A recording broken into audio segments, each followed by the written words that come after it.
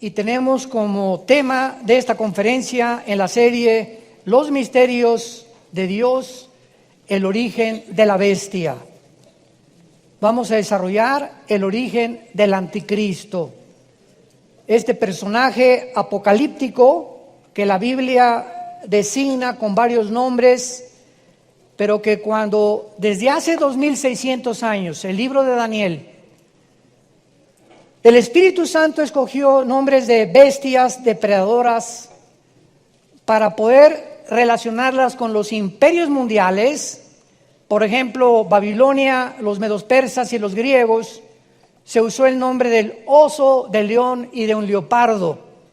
Pero cuando llegó en el Daniel 7 a la cuarta bestia, para poder designar el cuarto imperio que a través de la historia ha comprobado que ha sido cronológicamente exacta la Biblia, el Espíritu Santo no encontró ningún animal para poder designar a este último imperio mundial y simplemente usó la palabra bestia, o sea, un animal cruel, sanguinario, depredador.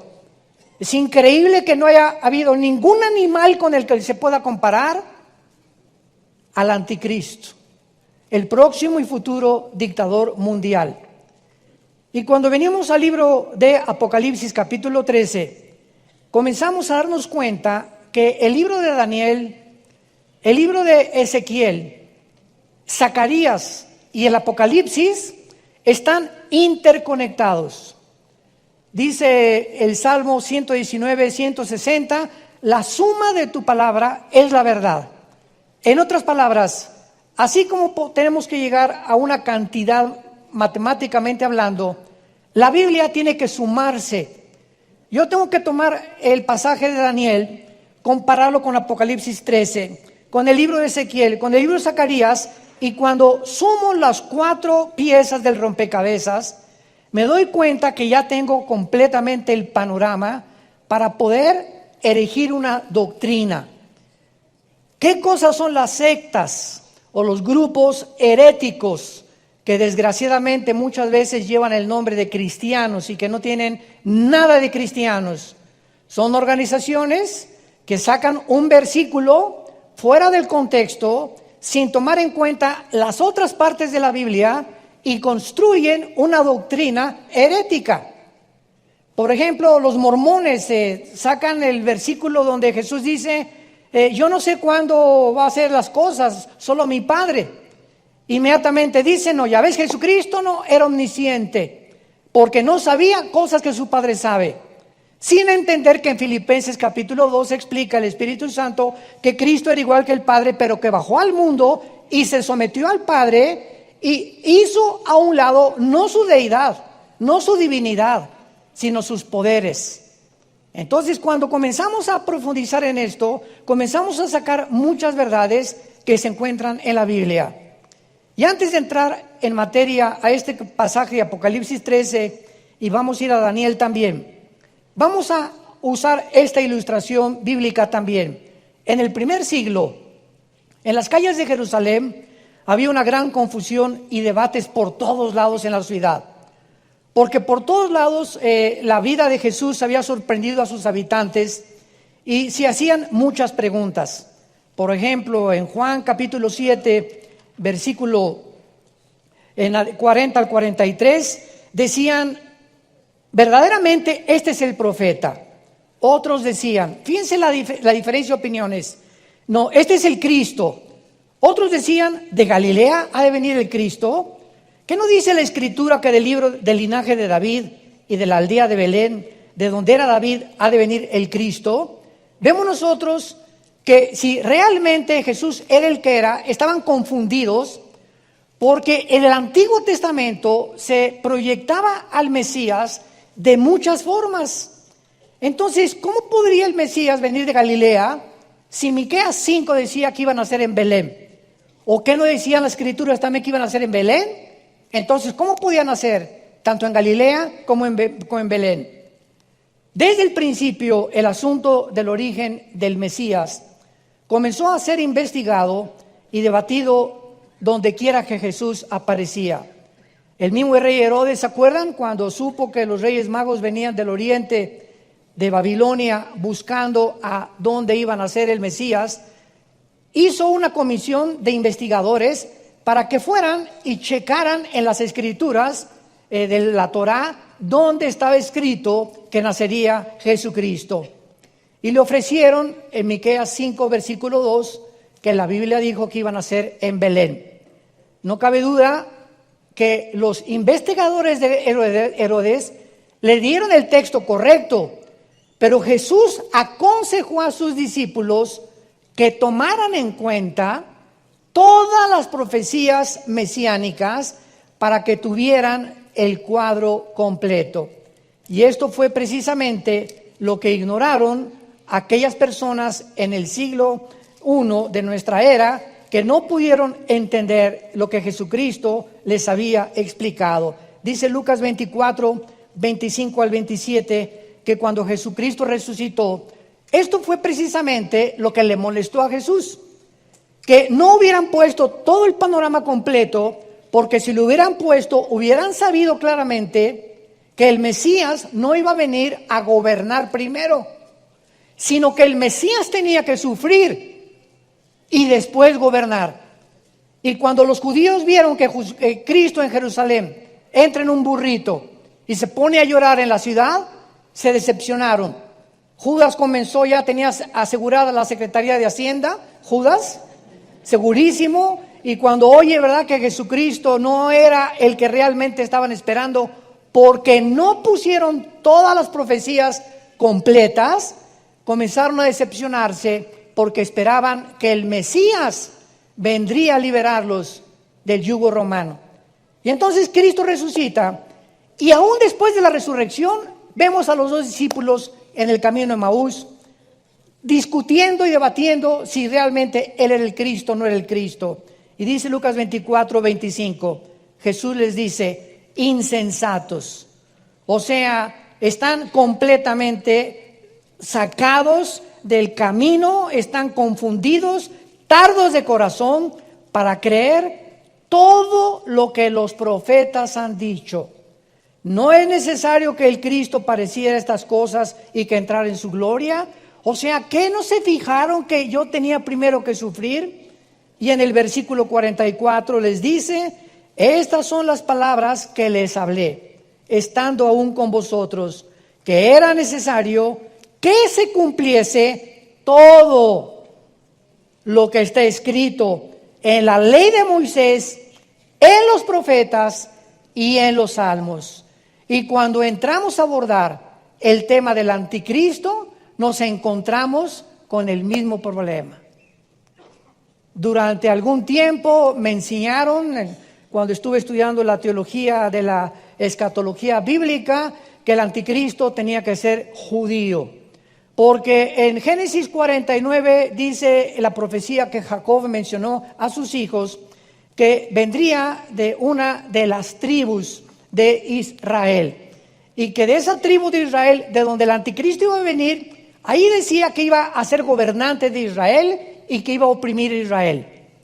Después, otra profecía del anticristo, Daniel 11, 35 y 36.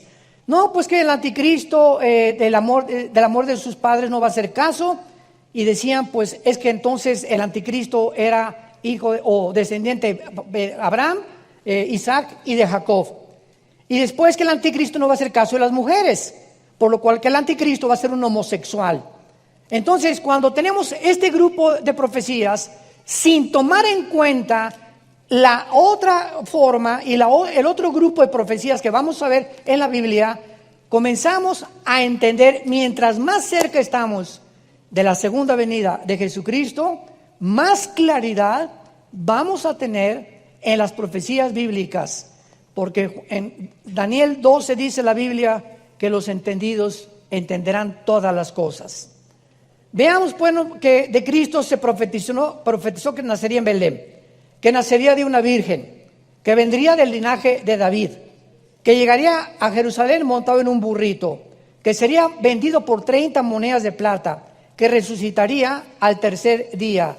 Todas estas profecías, si se hubieran unido, pudo haberse resuelto la identidad del futuro Mesías, como vamos a tratar de resolver la identidad del anticristo en esta conferencia. Si hubieran puesto las profecías de Cristo, hubieran sabido que sería profeta, pero que también sería Mesías, que sería siervo, pero también rey, que sufriría, pero también vendría a la gloria, que moriría, pero volvería a resucitar, que sería el Hijo del Hombre, pero también el Hijo de Dios, que sus raíces estarían en Belén, pero también en Galilea y en Judá. Entonces, cuando solamente tomamos una parte, para que me vayan siguiendo, nos damos cuenta la necesidad de escudriñar las Escrituras. Juan 5:39, escudriñen las Escrituras, hagan pozo en las Escrituras, investiguen, indaguen, busquen. La Biblia no es un libro superficial, es un libro que contiene piedras preciosas, tesoros escondidos que Dios quiere ahorita en la época que vivimos, desenterrarlos para que podamos ver la grandeza de sus pensamientos y podamos vivir con una seguridad y una esperanza absoluta de que este libro es maravillosamente inspirado por Dios. Veamos ahora en el capítulo 13 del Apocalipsis, donde se describe de una forma muy sorpresiva el ministerio del anticristo, sin darnos cuenta que el capítulo 17 del Apocalipsis es primero que el capítulo 13. Porque en el capítulo 13 se describe el ministerio del anticristo y en el capítulo 17 se describe a la gran ramera, al sistema religioso. Entonces, ¿qué es primero? ¿La gran ramera o el control que se va a tener el falso profeta de las religiones o el gobierno del anticristo? La Biblia nos muestra claramente que los primeros 3 años y medio de los 7 años de tribulación, la gran ramera controlará a través de la religión y la persecución al mundo y a los mártires que va a asesinar. Y después la ramera en Apocalipsis 17 se retrata montada sobre una bestia que es el anticristo, dándonos a entender que el poder religioso controlará al poder político la primera mitad de la tribulación. Y ahí mismo en el capítulo 17 Apocalipsis dice que después del anticristo, cuando la ramera haya terminado su ministerio, se deshará de la ramera, la quemarán porque es una ciudad que juntará todas las religiones, y entonces el anticristo a los 3 años y medio entra al templo de Jerusalén y se erige él como Dios. Entonces vemos primero la persecución de la iglesia falsa y después el gobierno político del anticristo. Pero el Espíritu Santo no nos puso cronológicamente el Apocalipsis. Nos pone primero el ministerio para que a nosotros nos es dado acomodar las piezas del rompecabezas. Eso es lo que Dios anhela de todos nosotros, que no solamente de una forma superficial leamos, sino que escudriñemos y comencemos a descubrir los secretos escondidos que Dios escondió y los misterios para que nosotros con la diligencia del estudio podamos descubrirlos. Dice el capítulo 13 de Apocalipsis, me paré sobre la arena del mar. Número 1, ¿dónde estaba Juan cuando escribió esto? Se encontraba en una isla exiliado por el gobierno romano que se llama Patmos, la isla, junto al mar Egeo, que es a un lado, ¿verdad? O el lado occidental de Grecia. Entonces, cuando dice Juan, me paré sobre la arena del mar, ¿en qué mar se encontraba Juan? En el mar Mediterráneo. Bueno, hasta ahí ya ubicamos geográficamente a Juan. Después de que sabemos que Juan estaba en el mar Mediterráneo, cuando recibe la visión del anticristo, dice así, vi subir del mar una bestia que tenía 7 cabezas, 10 cuernos, en sus cuernos 10 diademas y sobre sus cabezas un nombre blasfemo. Vean ustedes que cuando la Biblia dice, vi subir del mar una bestia, nos damos cuenta que la ubicación geográfica, primero, de donde el anticristo será, no será del río Bravo. ni tampoco del Océano Pacífico, ni tampoco de Londres, ni del río Danubio, ni del río Nilo. No, lo primero que el Espíritu Santo nos presenta aquí es que el anticristo surgirá de una de las áreas del Mediterráneo. Durante mucho tiempo se enseñó que el anticristo saldría de Roma. ¿Por qué? Porque en Daniel 9, 25 al 27 se explica de un príncipe que ha de venir y de un pueblo que arrasó con Jerusalén en el año 70 después de Cristo. Pero cuando nos damos cuenta que los 10 dedos de la estatua de Nabucodonosor, estoy hablando ya de escatología y profecía porque creo que todos ustedes tienen principios elementales. No oigo muchos amenes. Bueno, ya para qué. El estatua de Nabucodonosor, que el sueño que él tiene es la estatua con la cabeza de oro, los brazos de plata, el vientre de bronce, las dos piernas de la estatua del capítulo 2 de Daniel eran de hierro y los dedos de los pies eran de barro mezclados con hierro. Entonces, Nabucodonosor le habla a los brujos, a los astrólogos, a los magos, porque desde la antigüedad todos los gobernantes, un 90%, han tenido asesoramiento de chamanes y de brujos. Han buscado siempre a través del ocultismo que les digan cómo está el gobierno o hasta dónde van a ir. Entonces todos los brujos fracasaron y Daniel recibe de Dios la interpretación del sueño de Nabucodonosor. Sabemos que este sueño lo puso Dios. Y en este sueño le dice Dios a Daniel a Nabucodonosor: tú eres la cabeza de oro, Babilonia, porque Daniel se encontraba en el imperio babilónico. Los brazos y el pecho de plata es otro reino que seguirá el tuyo.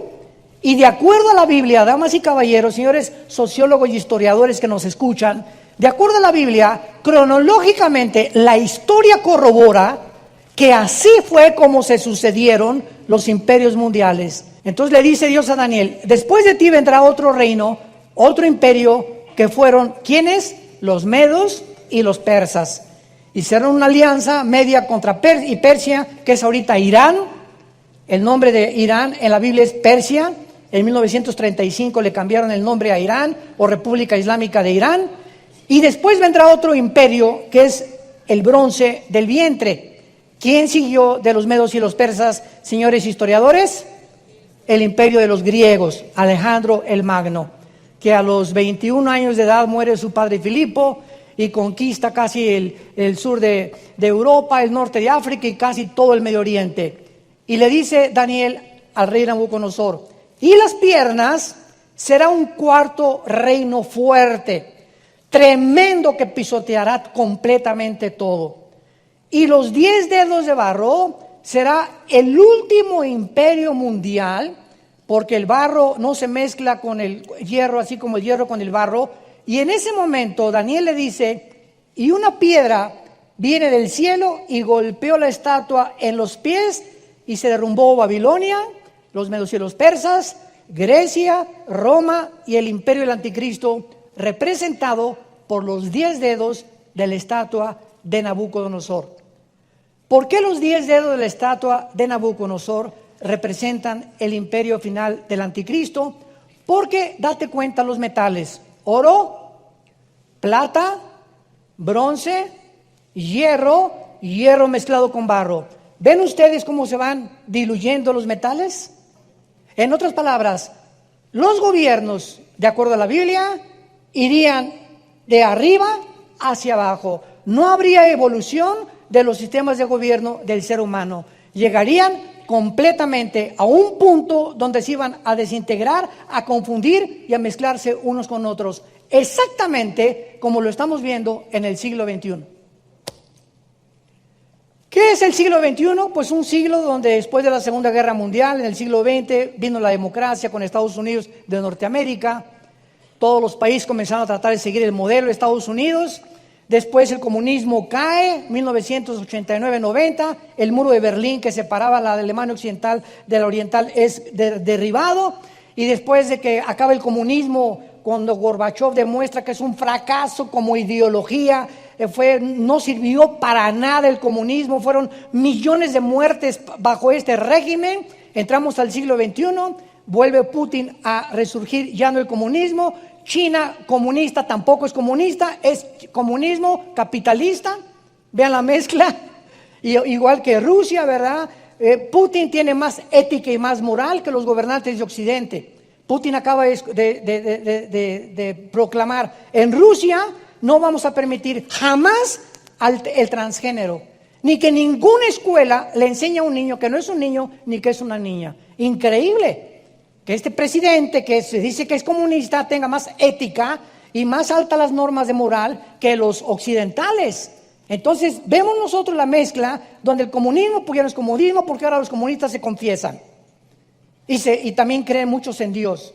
Cuando el comunismo, las bases del comunismo que Marx y de Engels, que llevó a cabo Lenin, en 1917 con la revolución bolchevique, las bases del comunismo, escúchame esto: tú, para que fueras comunista, porque yo fui comunista y milité en el Partido Comunista antes de ser cristiano, entonces conozco perfectamente bien la dialéctica materialista y el socialismo comunista, que es una mezcla y es un barniz nada más. Para ser comunista, número uno, no podías creer en Dios, porque la base del comunismo es el ateísmo.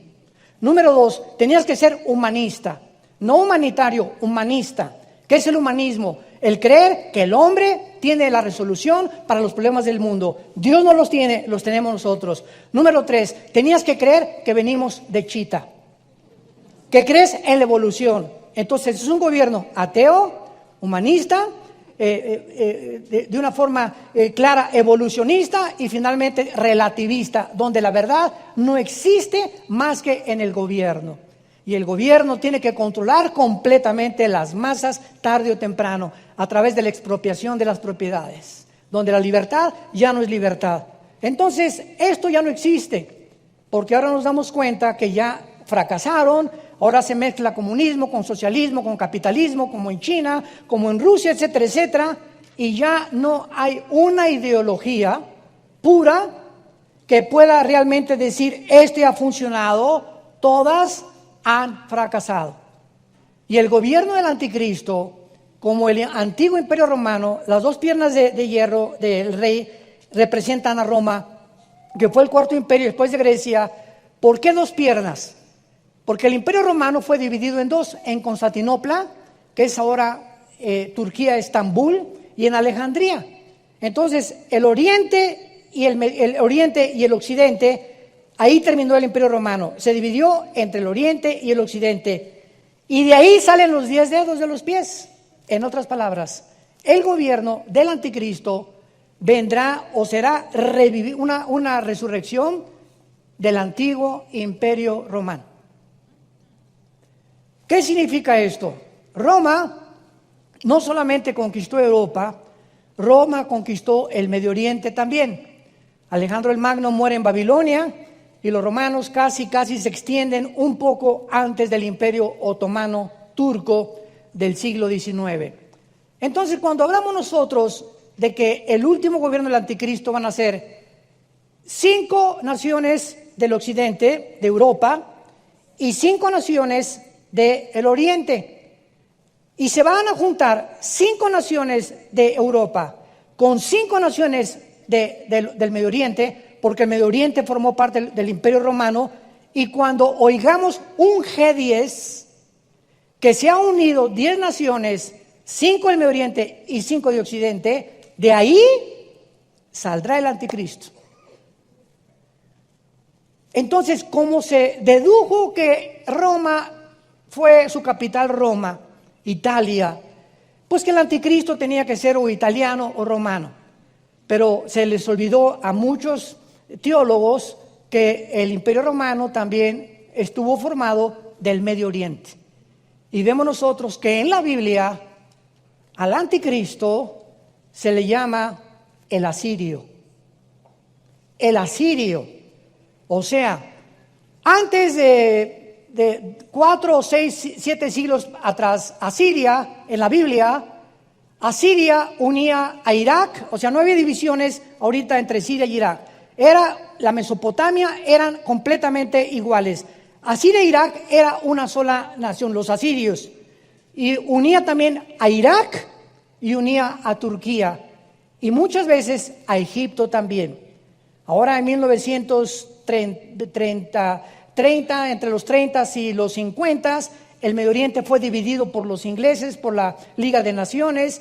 A Israel le dieron la participación que tiene ahorita, a Jordania la pusieron aquí, a Líbano lo pusieron aquí, a Irak lo pusieron aquí. Y esta división que tú ves ahorita en el mapa del Medio Oriente no existía antes. Entonces, venimos a la Biblia y nos damos cuenta que el anticristo va a surgir del área de lo que es ahorita Siria e Irak. De esa zona del Medio Oriente, el anticristo va a surgir. Vamos a comenzar a estudiar algunos pasajes y vayamos al primero, Isaías capítulo 10. Todo esto tenemos que corroborarlo, comprobarlo con las Sagradas Escrituras. Isaías, vamos a ver más de 5 pasajes que nos hablan de lo mismo y que nos darán mucha luz acerca de por qué el anticristo surgirá de la zona del Medio Oriente, que es ahorita el foco caliente del mundo entero, Irak y Siria. Dice en Isaías capítulo 10, versículo 5, número 1: Oh Asiria, vemos un juicio de Dios en contra de esta nación. Vara y báculo de mi furor, en su mano he puesto mi ira. Le mandaré contra una nación pérfida, y sobre el pueblo de mi ira le enviaré, para que quite despojos, arrebate presa y lo ponga por hollado como lodo en las calles. Aunque él, está hablando del anticristo, lo vamos a comprobar, aunque él no lo pensará así, ni su corazón lo imaginará de esta manera, sino que su pensamiento será desarraigar y cortar naciones no pocas. Porque él dice, mis príncipes no son todos reyes. ¿Quiénes serán los príncipes del anticristo? Los 10 dedos de la estatua o los 10 cuernos que tiene el anticristo en Apocalipsis 13 y en Apocalipsis 17. Escúchame bien, ahorita que veamos que el anticristo será un ser humano con una personalidad que ya existió antes, el anticristo va a ser poseído por un principado satánico que existió antes, que va a salir del abismo, Apocalipsis 11, y va a entrar en el anticristo. Y cuando entre el anticristo será un instrumento completo de Satanás, y los 10 reyes, los 5 de Europa y los 5 del Medio Oriente, serán 10 príncipes satánicos. Porque lo semejante atrae a lo semejante. Él no puede controlar a reyes que estén en contra de él. Esto es a lo que se refiere, sus príncipes, y les menciona, no son reyes. Versículo 12, saquen un microscopio o una lupa. Pero vamos a ver que el contexto nos está hablando del final de los tiempos. Esto es importante al interpretar la Biblia. ¿En qué contexto de tiempo se está hablando de esta profecía? Dice así: acontecerá que cuando, después que el Señor haya acabado toda su obra en el monte de Sión y en Jerusalén, sabemos que no ha acabado, ¿verdad? Imposible. ¿Cuándo acabará esto? En la segunda venida de Cristo. Cuando Dios haya acabado, entonces castigará el fruto de la soberbia del corazón del italiano, del inglés, del que salió del clan de Pantla, del rey de Asiria y la gloria de la altivez de sus ojos. Aquí se está emitiendo un juicio contra Siria, pero al mismo tiempo se entiende que Dios lo va a usar como un instrumento de su juicio. Pero en el versículo 12 que acabamos de leer se nos revela claramente que hasta después, cuando venga la culminación de la historia, Dios va a castigar al rey de Asiria. Es claro que si Dios no ha terminado todavía, culminará con la segunda venida de Cristo, el rey de Asiria será castigado. ¿Quién es ese rey de Asiria? Que cuando venga Jesucristo lo va a destruir. Y según Tesalonicenses 2 dice la Biblia, el apóstol Pablo, que se manifestará aquel inicuo con señales y milagros prodigios mentirosos, refiriéndose al anticristo, a quien el Señor destruirá con el resplandor de su venida. Y Apocalipsis 19 del 11 en adelante, y vi a un caballo blanco que venía del cielo, montado el verbo de Dios, a hacer justicia contra las naciones. ¿A quién viene a castigar? Al rey de Asiria. Y sabemos claramente, por lo que vamos a seguir leyendo, que entonces se está refiriendo al anticristo. Vayamos ahora a Isaías 14, versículo 25, donde se vuelve a emitir el mismo juicio otra vez. Y dice Isaías 14, 25, quebrantaré al asirio en mi tierra. O sea, será un líder que se levantará, tratará de desarraigar a las naciones y que será destruido hasta la segunda venida de Jesucristo. Pero no solamente eso, sino se nos dice la ubicación geográfica donde el anticristo va a ser destruido: en Jerusalén, en Israel, en la tierra de Dios. Y en mis montes lo hallaré, su yugo será apartado de Dios y su carga será quitada de su hombro. Aquí se vuelve a emitir el mismo juicio. Dios castigará al asirio en Israel, por lo que en ese tiempo Israel descansará de su azote. Vayamos a Isaías 30, otro pasaje, Isaías 30, versículo 31 al 33. ¿Ya ven por qué tienen que traer su Biblia? ¿Ya ven? Isaías 30, del 31 al 33. Pongan mucho cuidado. Porque Asiria, que hirió con vara, con la voz de Jehová será quebrantada. Y cada golpe de la vara justiciera que asiente Jehová sobre él, será con panderos, con arpas, y en batalla tumultuosa y peleará contra ellos. Porque Tofet, ¿saben ustedes qué es Tofet? Apúntalo en tu Biblia: el lago de fuego. Tofet es la palabra hebrea que se da en el Antiguo Testamento para el lago de fuego. Porque el lago de fuego, o el Tofet, ya de tiempo está dispuesto y preparado. ¿Para quién? ¿De qué rey está hablando el contexto? Del rey de Asiria.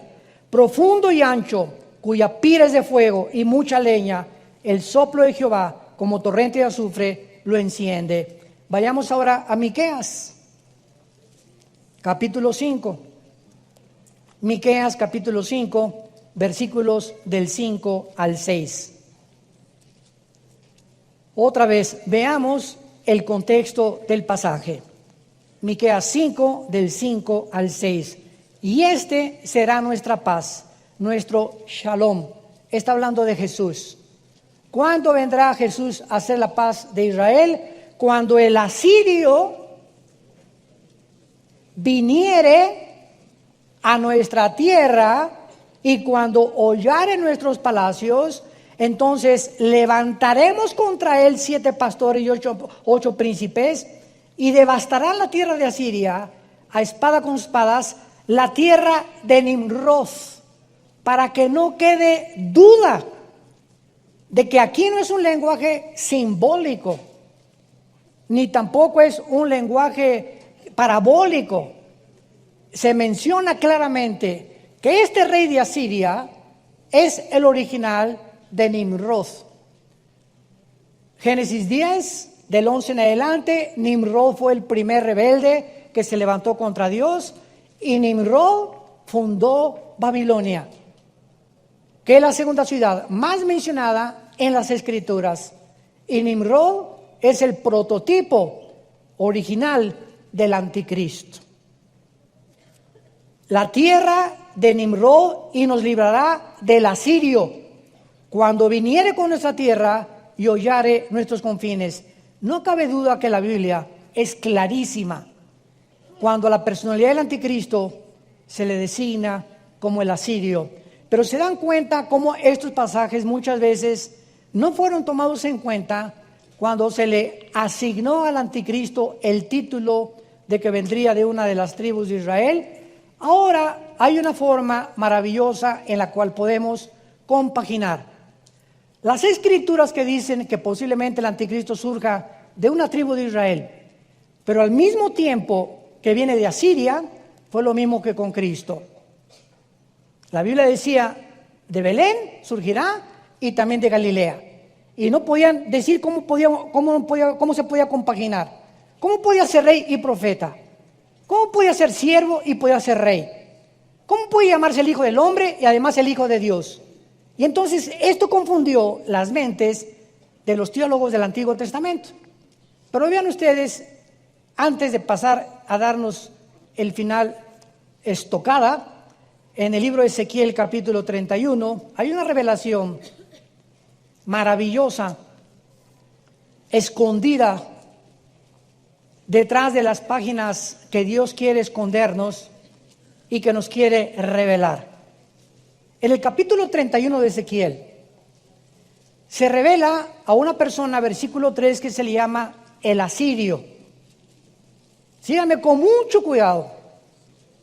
Se le llama el asirio. Ok. A través de todo este capítulo se nos muestra que este hombre llamado el asirio estuvo en el jardín del Edén. Versículo 8. Los cedros, todo el pasaje está hablando del asirio, no lo cubrieron en el huerto de Dios. ¿Qué relación hay así el huerto de Dios? Las hayas no fueron semejantes a sus ramas. En el huerto de Dios fue semejante a él en su hermosura. ¿De qué manera el Espíritu Santo está ubicando al asirio en el huerto de Dios? Cuando sabemos que en el huerto de Dios estuvo Satanás. Versículo 9. Lo hice hermoso con la multitud de sus ramas. Aquí se le compara a un árbol. Un árbol que estuvo en el huerto del Edén y que se llama el asirio. Y todos los árboles del Edén que estaban en el huerto de Dios tuvieron de él envidia. ¿Quiénes son estos árboles que el Espíritu Santo está usando para poder relacionarlos con los ángeles caídos que se encontraron en el huerto del Edén con Satanás? O sea, si vamos a Génesis capítulo 3, encontramos el árbol de la vida, el árbol de la ciencia del bien y del mal y los árboles frutales. Y encontramos a Satanás como una serpiente. Pero la palabra Hashias, que se llama en el hebreo un ser luminoso, no era realmente como una serpiente. Esto es un simbolismo nada más. Entonces, Satanás estaba ahí en el huerto. Y si Satanás estaba en el huerto del Edén, no estaba solo.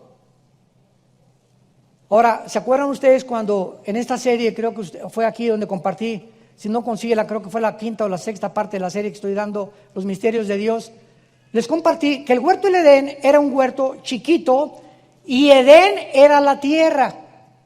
Entonces, el Edén se le llamaba toda la locación geográfica que Dios escogió para que el hombre viviera, y dentro del Edén puso un huerto, un jardín para Adán y para Eva.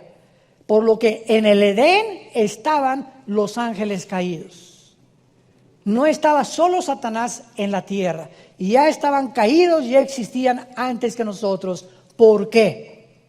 Porque a Satanás, Juan 12:31, Juan capítulo 14, se le llama el príncipe de este mundo.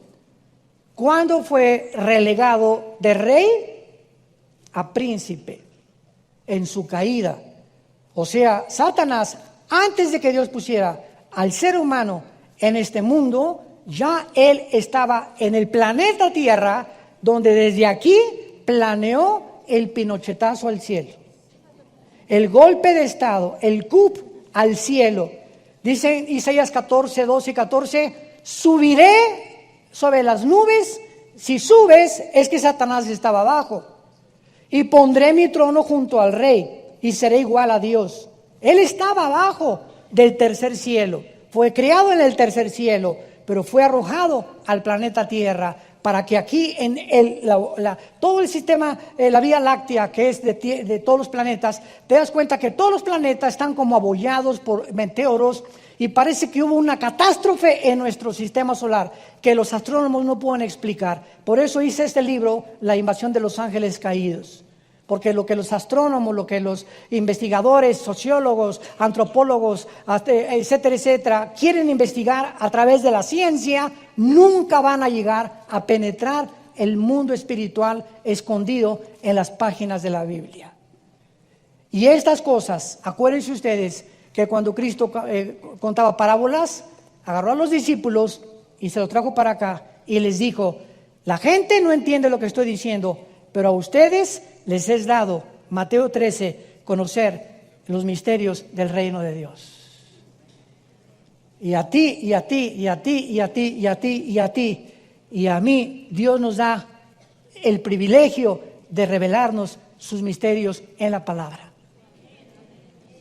Para que podamos enriquecer nuestra vida espiritual, no solamente para enriquecer el intelecto, sino para que con este conocimiento tengamos una comprensión más, una cosmovisión más grande de por qué el mundo está como está. Y qué es lo que va a pasar y hacia dónde va el mundo y hacia dónde nos dirigimos a una velocidad vertiginosa. Lo hiciste hermoso, versículo 9, en el huerto tuvieron envidia. Y finalmente dice en el versículo 18, al acabar este capítulo 31 de Ezequiel, versículo 18: ¿a quién te has comparado así en gloria y en grandeza entre los árboles del Edén? Porque serás derribado con los árboles del Edén en lo profundo de la tierra, entre los incircuncisos yacerás con los muertos de espada. Este es Faraón y todo su pueblo, dice Jehová el Señor, mostrándonos el Espíritu Santo que también el Faraón de Egipto era un principado satánico. Fue el que mandó matar a los judíos, fue el que los persiguió, el que los esclavizó. Todos esos imperios, Egipto, Asiria, Babilonia, medos persas, griegos y romanos, son los 6 imperios de Apocalipsis 17. El séptimo será el gobierno del anticristo y el octavo es y no será, vendrá del abismo, será el anticristo. Apocalipsis 17. Lo vamos a ver en la próxima clase.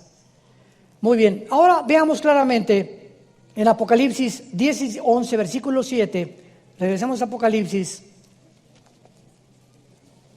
Ojalá que no se empachen. El año que entra muchos lo van a entender, o entre 2 años. Pero tenemos que seguir compartiendo la palabra y la profundidad de la palabra de Dios. Es tiempo ya de poder escudriñar las Escrituras. En Apocalipsis 11 se describen a los 2 testigos finales, que posiblemente sean Moisés y Elías. Ya las evidencias de que ellos van a ser, no vamos a perder el tiempo, pero dice la Biblia que, versículo 7, que cuando ellos hayan acabado su testimonio, la bestia que sube del abismo hará guerra contra ellos y los vencerá y los matará. Esta bestia sabemos que es el anticristo. Comparen rápidamente con Apocalipsis 17, versículo 18. Apocalipsis 17, versículo 8. La bestia que has visto nos damos cuenta que esta bestia, que es el anticristo, ya existía antes. La bestia que has visto y no es, en el tiempo de Juan, esta bestia seguía en el abismo y no ha salido del abismo, saldrá hasta que el anticristo se manifieste. Y está para subir del abismo e ir a la perdición. Vemos pues que esta bestia, que es el anticristo, se le retrata. ¿Cómo es posible que el anticristo, pregunta, surja del abismo? ¿Acaso el anticristo estará involucrado con principados satánicos? ¿Que el espíritu del anticristo existió antes? Es otra pregunta que me han hecho muchos estudiantes. ¿Y el abismo? ¿Qué es el abismo? ¿Es un lugar físico, real, en el centro de la tierra, o es un lugar espiritual? No cabe duda que necesitamos encontrar todas estas respuestas en la Biblia, pero vamos a ver claramente que todas estas revelaciones acerca de la dimensión del mundo espiritual nos ayudan a comprender la naturaleza de la bestia y el anticristo, porque si no entendemos lo que Cristo hizo con los demonios, y si no entendemos que los demonios no son los ángeles caídos, son 2 entidades completamente diferentes, Los ángeles caídos no se meten en las personas. Los demonios sí se meten en las personas. Pero el principado satánico que existió antes, que posiblemente haya sido el de Alejandro el Magno o el de Asiria, va a entrar y salir al abismo y entrar al anticristo. O sea, el espíritu de la bestia surgirá del abismo para poseer a un hombre. Y este hombre, poseído por una entidad espiritual, surgirá como la bestia en su forma final. ¿Ya me siguieron? Para que entendamos claramente. Porque si el anticristo va a ser un hombre como tú y como yo, va a tener espíritu. Somos espíritu, alma y cuerpo. Pero nosotros los cristianos hemos descubierto que podemos tener dos espíritus. ¿O no? ¿Cuántos espíritus tienes? Si eres cristiano tienes dos, tu espíritu y el Espíritu Santo. ¿Verdad? Tenemos dos espíritus, lo dice Romanos capítulo 8. El Espíritu de Cristo está entre nosotros y aparte nuestro espíritu. Él entró a nuestro espíritu. Entonces nos damos cuenta que la dimensión espiritual, los espíritus pueden entrar a personas espirituales como tú y como yo y hacer una doble existencia o alterar la personalidad, que comienza la psicología por no entender que hay entidades espirituales que pueden poseer a los seres humanos. Le llaman esquizofrenia, sociopatía, paranoia, psicosis, etcétera, etcétera. Nombres clínicos para poder determinar que una persona tiene desórdenes múltiples de la personalidad. Y pues como los psicólogos y los psiquiatras, no quiero ofenderlos, pero simplemente no hay una medicina para un esquizofrénico, ni para un paranoico, ni para un psicótico, ni para un sociópata, más que chochos, pastillas tranquilizantes, es todo. No se puede manejar a una persona clínicamente clasificada con problemas mentales más que con tranquilizantes o con químicos que puedan establecer un balance en su sistema nervioso central para que esa persona pueda actuar normalmente, sin darnos cuenta que mientras más químicos tomas, más te descompone tu personalidad y sales a un lugar mucho peor que el que te encontrabas. Porque la ciencia no puede dar la solución a la sangre de Jesucristo, que es la que nos limpia de toda situación del pasado y del presente, si nos mantenemos una vida en santidad. Ahora es claro entonces que será un ser humano nacido de mujer, el anticristo, y también una espiritual entidad satánica. Y quiero ahora concluir para unir la forma como se manejó de que el anticristo era romano y que surgió de Israel con el asirio.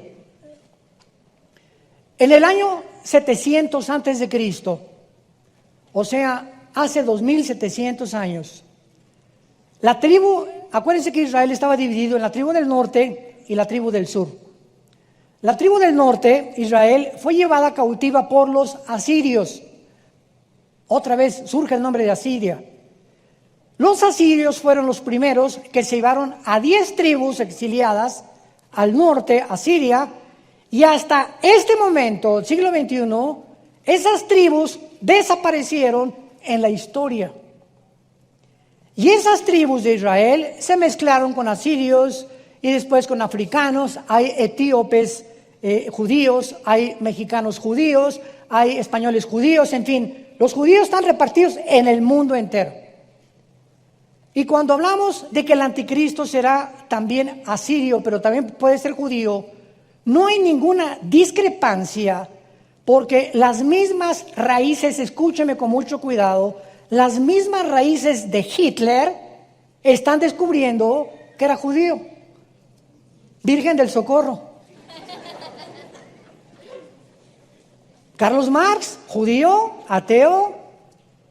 Sigmund Freud, judío, ateo. El hecho de que sean judíos no significa que sean mesiánicos o que crean en Dios. Hay ateísmo en el judaísmo también. Entonces vemos que el anticristo puede ser, si va a salir de Asiria y de esa región del Medio Oriente entre Irak, Siria, el Líbano, Egipto, etcétera, etcétera, esa persona puede ser alguien que se mezcló hace 2700 años y que traiga sangre judía y al mismo tiempo que surja de Asiria. Entonces puede ser un judío asirio. Qué fácil estuvo, ¿verdad? Un mexicano judío, un guatemalteco judío. ¿Cómo puede ser de Guatemala y ser judío? ¿Por qué guatemaltecos que son judíos? Ahorita si, por ejemplo, un americano, yo conozco americanos que nacieron en Costa Rica, de misioneros americanos. ¿Qué son? ¿Ticos, o sea, costarricenses, o son gringos? Pues son de los dos, ¿verdad? Porque nació en Costa Rica, pero su origen es Estados Unidos de Norteamérica. Ni tampoco Estados Unidos de Norteamérica, porque no hay ningún original en Estados Unidos de Norteamérica. Todo Estados Unidos está poblado por inmigrantes. Los únicos gringos son los apaches, los Sioux, los Cherokees, las tribus indígenas que entraron por el estrecho de Bering de Asia, porque descienden de Sem, todos los indígenas desde aquí hasta el Amazonas, todos descienden de Sem, del segundo hijo de Noé, y entraron y poblaron, y son los aztecas, las caltecas, los Sioux, los en Guatemala, los mayas, todos ellos, chichimecas, etcétera, etcétera. Todo Sudamérica fue poblado por la tribu de los semitas, y todos los demás son inmigrantes en Estados Unidos. Y cuando comenzamos a tener todo este panorama, podemos armar ya un rompecabezas y entender. Porque muchas veces nos confundimos en la Biblia, pareciendo que esta parte contradice esta parte. No hay contradicción. Hay que seguirle investigando, rascando, para descubrir realmente lo que Dios quiere darles a los diligentes, a los Josés, a los Danieles del siglo XXI. Te damos gracias, Señor, por tu palabra maravillosa, que es verdad. Gracias, Señor, por tu revelación que podemos nosotros discernir solo con tu Espíritu. Porque esta revelación, solo tu Espíritu que escudriña lo más profundo de tus pensamientos, viviendo entre nosotros, nos ha abierto zonas de nuestro cerebro y de nuestra mente desconocidas, solamente para aquellos que siguen a Jesús. A ustedes les es dado conocer los misterios del reino de Dios. ¿A quiénes? Solamente a los que siguen a Jesús. No los que siguen a Jesús el domingo nada más. A los que lo siguen el lunes, el martes, el miércoles, el jueves y todos los días de la vida. Porque esto es lo que es el cristiano. Un hombre y una mujer que todos los días de su vida ha decidido tener la prioridad en su vida de seguir al Maestro, a Jesucristo, el Hijo de Dios, de la sangre sempiterna que nos lavó de nuestros pecados y nos hizo reyes y sacerdotes para Dios su Padre. Vengan a Cristo en esta mañana todos ustedes, los que nos ven también a través de la televisión o los que nos oyen audiblemente, y entrégale tu vida diciéndole estas palabras: Señor mío y Dios mío, te pido perdón por mis pecados. Reconozco que estoy en una vida de confusión. Cientos de pensamientos pululan en mi mente. Ahora sé que solo Jesucristo, tu Hijo, entrando a mi vida, va a poderme dar esa paz. Porque sin esa paz no podemos entender a Dios. Creo que en la cruz murió en mi lugar, con su sangre pagó por mis pecados, y que a los 3 días resucitó de los muertos. Gracias, Jesús, por tan grande salvación, y porque todo esto lo has hecho simplemente por tu gracia. En el nombre de Jesús. Amén.